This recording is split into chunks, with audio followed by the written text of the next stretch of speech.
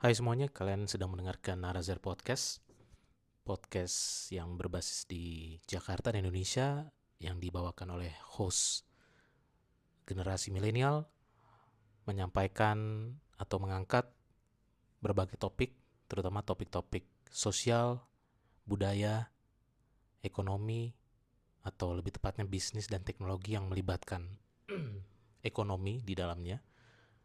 Terutama juga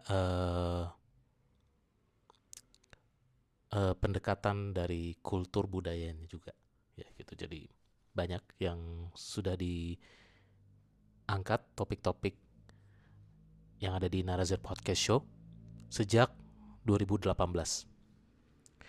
dan saat ini memasuki season 8 Narazir Podcast. Masuk ke bulan Desember. Saat ini kita masuk ke bulan Desember tahun 2025.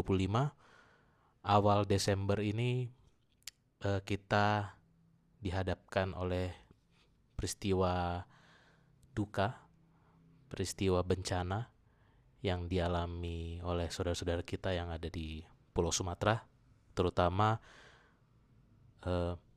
di pesisir barat, Sumatera Utara, Aceh, dan Sumatera Barat. Pada kesempatan ini, saya sebagai host dari Narza Podcast juga ingin menyampaikan bela sungkawa sedalam-dalamnya untuk saudara-saudara kita yang menjadi korban terdampak akibat banjir besar, tanah longsor, dan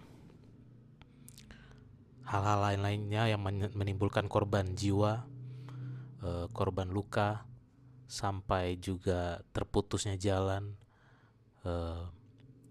kekurangan sumber makanan, BBM, dan sebagainya. Mudah-mudahan dari kita semua yang mendengarkan di sini, termasuk saya juga, walaupun ini menjadi tanggung jawab dan kewajiban pemerintah, baik pemerintah daerah maupun pemerintah pusat, namun sedianya kita, kerelaan hati kita jika punya rezeki lebih, tidak ada salahnya kita juga menyumbang atau memberikan donasi bantuan kepada masyarakat kita yang ada di sana, Sumatera Utara, Aceh, dan Sumatera Barat dan sekitarnya yang terdampak, agar bisa meringankan beban mereka juga, kehilangan rumah, kehilangan tempat tinggal, barang-barang berharga dan sebagainya, sampai mereka juga tidak punya makanan, ya gitu. Cukup memprihatinkan. Banyak sekali yang sudah memberikan donasi juga dari berbagai tempat, ya, terutama kita coba berikan donasi itu ke lembaga-lembaga yang terpercaya, yang kita yakin tidak dikorupsi dan dimainkan lah gitu ya anggarannya. Oke. Bicara soal bencana yang terjadi saat ini, mungkin kalian semua yang mendengarkan di sini juga sering melihat berbagai data, fakta, informasi yang menjadi biang kerok, ya, menjadi biang kerok. Kenapa ini terjadi? Murni banyak yang membantah bahwa ini murni hanya bencana alam saja, karena badai siklon tropis dan sebagainya, tapi juga karena hutan-hutan yang ada di Sumatera Utara, Aceh, Sumatera Barat, ya, terutama hutan-hutan yang ada di Tapanuli, dan juga di daerah Aceh, ada juga di daerah Agam, itu banyak yang sudah gundul akibat pembalakan atau alih fungsi hutan-hutan lindung, taman nasional, yang darinya hutan lindung menjadi perkebunan kelapa sawit. Kemudian ada yang juga menjadi hutan produksi untuk ditebang untuk diambil kayunya sebagai bahan bubur kertas, ya, kertas untuk produksi kertas dan kapas kalau nggak salah, ya. Dan juga yang ketiga, eksploitasi tambang yang ada di daerah Tapanuli Tengah dan Tapanuli Selatan, karena di sana sebenarnya ada sumber daya alam yang luar biasa, mineral seperti mineral, logam, dan emas. Ya, yang ada di sana itu yang saya tahu, yang pernah saya pelajari. Kurang lebih 3 itulah ya.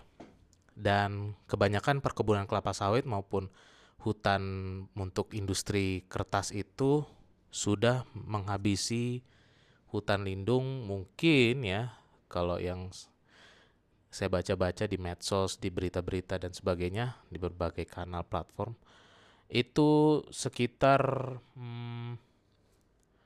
ya hampir udah ratusan ribu, mungkin ya 200-300 ribu untuk yang di daerah Sumatera Utara dan sekitarnya gitu. Kalau banyak yang media bilang juga sebenarnya sudah ada sekian juta hektar sudah hilang ya, yang seharusnya jadi hutan lindung sudah hilang kalau seluruh Indonesia gitu ya. Dan juga kita juga sering menemukan video-video di medsos, di Instagram, Reels, TikTok, YouTube dan sebagainya, itu kayu-kayu gelondongan yang besar-besar tumpah ruah ke sungai yang mengakibatkan banjir dan sebagainya, tanah longsor, erosi dan sebagainya gitu. Dan di sini banyak yang menyalahkan korporat-korporat besar tersebut, terutama Kementerian Hutan, Kementerian Lingkungan Hidup, Dinas Perhutanan dan sejenisnya, yang ditenggarai menjadi root cause, akar masalah izin-izin itu dibiarkan, izin-izin pembalakan liar itu terjadi gitu, izin-izin ilegal lah gitu ya. Jadi gini, mungkin kalau kalian mau lihat lagi ya, di Naraze Podcast ini dulu 5 tahun lalu saya juga sempat bikin episode tentang perkebunan sawit, dan itu adalah perkebunan sawit dari keluarga saya sendiri gitu ya. Dan itu episodenya cerita sawit, aktivitas perkebunan kelapa sawit, itu di 2020 awal, sebelum COVID ya. Saya bikin episode itu karena saya baru aja mengunjungi kebun kelapa sawit keluarga di tahun itu terakhir kali. Belum pernah ke sana lagi. Tapi itu, dan saya cerita banyak di situ bahwa kalau perkebunan sawit rakyat yang bukan corporate, itu kita jarang pakai racun, jarang pakai hal-hal yang membuat alam liar itu benar-benar hilang gitu ya. Kurang lebih seperti itu. Jadi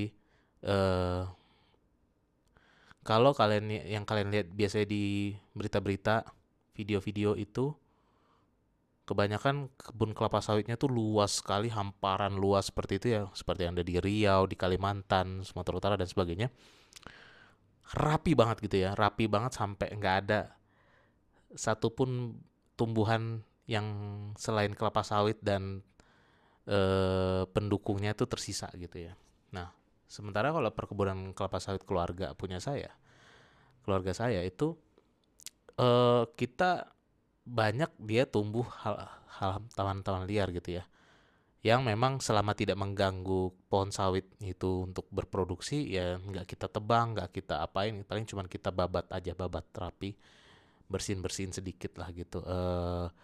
Kalau pakai Roundup atau racun itu sesekali aja, karena racun itu juga sebenarnya nggak murah-murah juga, biayanya nggak murah gitu ya.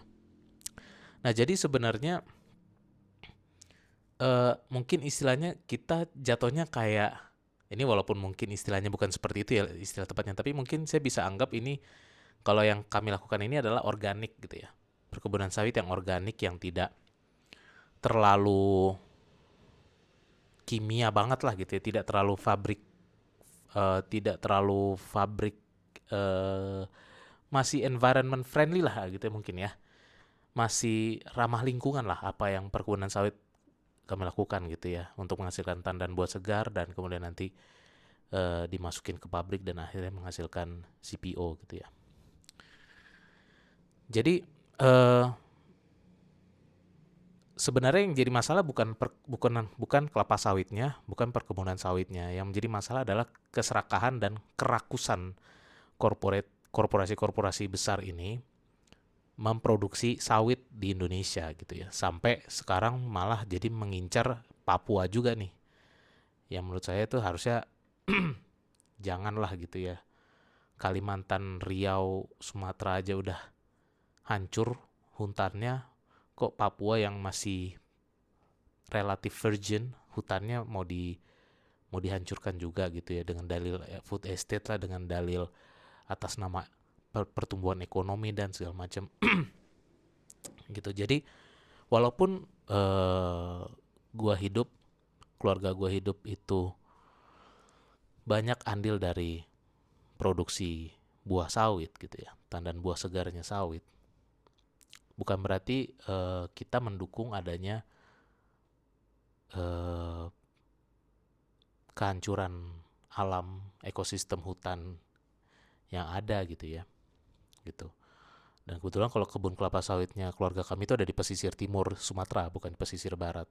Pesisir timur itu sedikit lah hutan lindungnya, dan rata-rata dataran rendah, lebih banyak menjorok ke laut lah gitu. Mungkin mirip kayak yang ada di Tebing Tinggi dan Pematang Siantar juga kan, dia kalau Pematang Siantar mungkin udah mulai ke arah dataran tinggi, udah mulai ke Danau Toba yang mana itu banyak taman nasional hutan lindungnya, tapi kalau Tebing Tinggi dan sekitarnya kan sebenarnya udah emang dari dulu memang jadi hutan untuk perkebunan kelapa sawit dan karet gitu ya. Jadi tidak masalah lah gitu. Tidak terlalu masalah yang ada di sana. Dan setahu saya itu biasanya di Tebing Tinggi itu dan Pematang Siantar itu yang punya PT-nya itu Lonsum, London Sumatera, dan PTPN punya BUMN. Dan kalau Lonsum dan PTPN itu, kalau yang saya baca tuh datanya, mereka tuh lahan kelapa sawitnya nggak nyampe 100.000 lah. Lonsum itu 90-an ribu hektar.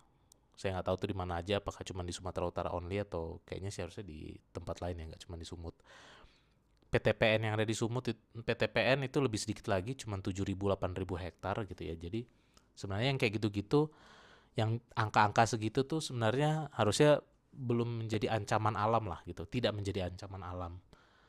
Eh, apalagi kayak perkebunan sawit keluarga gue yang nggak nyampe 200 hektar gitu ya, masih jauh di bawah 200 hektar, dan environment friendly lah gitu, tidak terlalu menghancurkan banyak tumbuhan liar gitu. Tumbuhan liar masih bisa tumbuh dengan baik di sekitaran pohon-pohon sawitnya gitu. Nah,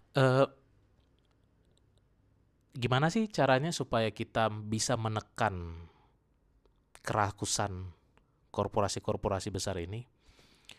Saya nggak tahu ya. Menurut saya ini analisis gembel saya aja, dan ini cukup masuk logika lah. Yaitu ya, apa selama ini yang menjadi hasil akhir dari minyak sawit dan buah sawit ini? Hasil akhirnya adalah makanan-makanan kemasan, produk-produk FMCG, produk-produk ya FMCG. Baik itu makanan kemasan, minuman kemasan, minyak goreng, ya kan? Sabun, sampo, mungkin juga skincare, I don't know. Ada juga di sana. Nah, jadi saya pengen nanya balik ke teman-teman semua atau siapapun yang mendengarkan Arza Podcast ini. Seberapa besar konsumsi kalian terhadap ultra processed food, terhadap produk-produk kemasan ya, yang punya banyak kandungan minyak sawit juga di dalamnya, entah itu banyak ataupun sedikit gitu. Dan menurut saya, kalau kita mengurangi konsumsi ultra processed food, konsumsi makanan kemasan, konsumsi minyak goreng, ada dua keuntungan yang bisa kita dapat. Satu, badan kita jadi lebih sehat, badan kita jadi makin berkurang potensi untuk kena kolesterol, diabetes, dan komplikasi penyakit lainnya di masa tua ataupun dalam 2, 3, 5 tahun ke depan. Kedua, itu juga bisa menimbulkan kecenderungan permintaan yang turun secara signifikan, permintaan untuk produk-produk fast moving consumer good ini gitu, yang sangat mengandalkan minyak sawit salah satunya selain bahan-bahan kimia lainnya. Begitu juga dengan minyak goreng. Kalau kita tidak terlalu tergantung dengan minyak goreng untuk makanan kita sehari-hari, eh, itu akan sangat berpengaruh juga ke demand atau permintaan atau pertumbuhan produksi maupun penjualan minyak goreng. Apalagi minyak goreng kan seringkali digoreng, tanda petik digoreng-goreng juga harganya gitu ya. Sering naik, naik, naik gitu, naik, naik, naik, naik. Nggak karuan, bikin ibu rumah tangga dan keluarga itu biasa jadi pusing karena biaya bulanan jadi naik, biaya mingguan jadi naik dan sebagainya. Tapi kita kalau misalkan bisa tidak tergantung sama minyak goreng, tidak selalu tiap hari pakai minyak goreng untuk makanan kita, misalkan lebih jadinya ke rebus-rebusan dan panggang, itu kan rebus panggang. Panggang kan nggak pakai minyak goreng ya setahu saya. Nah, dan atau bahkan lebih banyak sayur dan sebagainya, sayurnya juga nggak pakai minyak gitu ya, sayur bening dan sebagainya. Eh, Menurut saya itu akan sangat berpengaruh juga untuk membuat jatuhnya kayak secara tidak langsung memboikot lah. Kan Indonesia kan paling jago tuh boikot produk, misalkan boikot produk Israel, boikot produk Amerika, boikot produk ini. Nah, kalau kita ingin bersatu untuk melawan keserakahan dan kerakusan korporasi-korporasi ini karena sudah terlalu kelewatan mereka menghancurkan atau membabat hutan alam ekosistem yang ada di Indonesia. Ditambah lagi kita juga punya musuh, kelapa sawit ini juga punya musuh di dunia barat, yaitu di Uni Eropa gitu kan. Uni Eropa kan sering sekali menghambat dan apa namanya, memberikan sanksi-sanksi tertentu ke pengusaha kelapa sawit, minyak sawit dan sebagainya. Yang mana sebenarnya itu eh, tidak salah juga sebenarnya kalau kita pikir, walaupun kadang Eropa juga munafik juga ya, double standard gitu. Mereka mereka galak di satu hal tapi lunak di hal buruk lainnya gitu kan. Tapi ya itu, jadi eh ada dua keuntungan itu, dua poin besar menjadi keuntungan buat kita semua gitu. Hutan jadi bisa mulai pelan-pelan bisa di recover lagi, direstorasi lagi, karena misalkan ternyata sawit sudah mulai banyak turun permintaannya. Terus kita juga hidup kita jadi lebih sehat, tanpa olahraga pun pola makan kita lebih bagus, kita pun jadi tetap lebih sehat walaupun misalkan jarang olahraga gitu, karena pola makan kita jadi lebih baik, lebih sehat. Ya itu mungkin ya kuncinya kalau kita memang benar-benar serius ingin melawan eh, pembalakan liar ini. Tapi kan tadi dari 3 yang saya sebutkan itu kelapa sawit satu. Kita juga belum bicara perkebunan-perkebunan lain loh yang sama sama-sama agresif menghancurkan alam juga. Kita belum bicara perkebunan karet juga. Karet itu juga sebenarnya besar, mungkin tidak sebesar sawit, tapi itu juga kayaknya bisa aja menghancurkan banyak hutan alam juga loh, perkebunan karet. Karet itu kan dihasilkan untuk banyak hal ya. Salah satunya yang di industri paling besar menggunakan karet adalah industri otomotif ya, ban mobil, ban truk, ban sepeda motor dan sebagainya itu kan dari karet. Bridgestone tuh banyak perkebunan karetnya di Sumatera Utara. Salah satunya karet. Dan tumbuhan-tumbuhan lainnya ya, perkebunan lainnya. Tapi kenapa selalu disebut sawit doang ya? Karet kita belum tahu nih. Karet jarang ada yang membeberkan data faktanya seperti apa di Indonesia gitu. Bisa aja dia juga merusak juga kan. Nah itu juga sama gitu. Tapi mungkin tidak separah sawit, karena mungkin sawit itu kan konsumsi masuk ke mulut manusia ya. Minyak baik langsung maupun tidak langsung, minyak goreng, ciki-ciki, snack ya kan, kentang, makanan-makanan apa, kentang keripik-keripik, sabun sampo gitu ya. Mungkin kalau sabun sampo kita tidak bisa stop gitu ya, tapi ya kita harus lebih hemat lah menggunakan sabun sampo pembersih badan itu. Saya aja kalau sabun cair saya satu satu sabun cair yang misalkan anggaplah 500 mili aja saya bisa pakai untuk sendiri tuh bisa 3 sampai 4 bulan ya. Satu itu aja gitu. Jadi kan kalau kita konsumsi sabun cair atau konsumsi sampo itu cuman satu kemasan besar, misalkan kita bisa konsumsi 3 bulan 3 bulan aja kan. Jadi kan berarti kita 3 bulan sekali belinya kan gitu ya. Sabun muka juga misalkan yang ada kandungan sawitnya juga 3 bulan kan lumayan tuh. Tapi kalau misalkan tiap minggu beli kan, nah itu yang bikin jadinya demandnya, penjualannya meningkat, dan meningkat produksinya juga ditingkatkan lagi sama mereka kan gitu ya. Main logika ininya aja gitu, kita main logika eksponensialnya aja gitu kan, pengalih-pengalihnya dan sebagainya. Dan kalau kita, ya itu kuncinya, kalau kita hidup lebih hemat gitu ya, nggak boros-boros, baik mulai mulai mengurangi secara banyak, secara drastis ultra processed food dan minyak goreng, hasilnya pasti akan terasa gitu. Akan banyak perusahaan-perusahaan yang mulai mengurangi budgetnya, mengurangi produksinya, dan nantinya ya begitu yang seperti saya bilang tadi. Jadi itu mungkin ya salah satu yang bisa kita lakukan sebagai bentuk perlawanan kita terhadap keserakahan, oligarki, maupun kebodohan dan kebebalan koruptor-koruptor elit politik maupun elit pejabat pemerintah daerah maupun pemerintah pusat ya.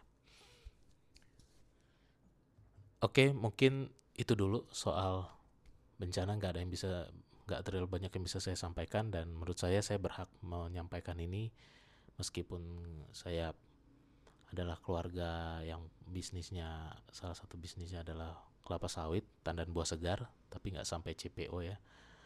Kita juga melawan keserakahan itu juga gitu ya, dan kami termasuk yang sudah friendly lah gitu ya, dan environment friendly.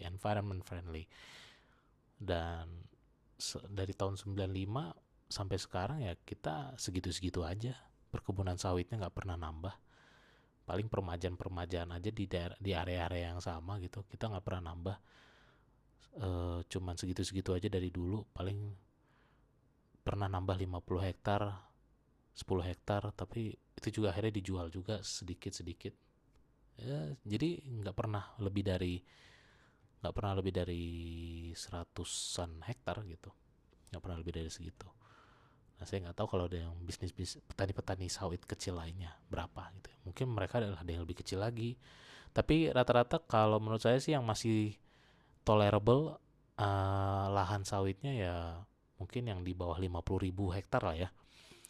Saya rasa kalau yang cuman 5.000, 10.000, 8.000, 15.000 hektar itu menurut saya masih masih oke.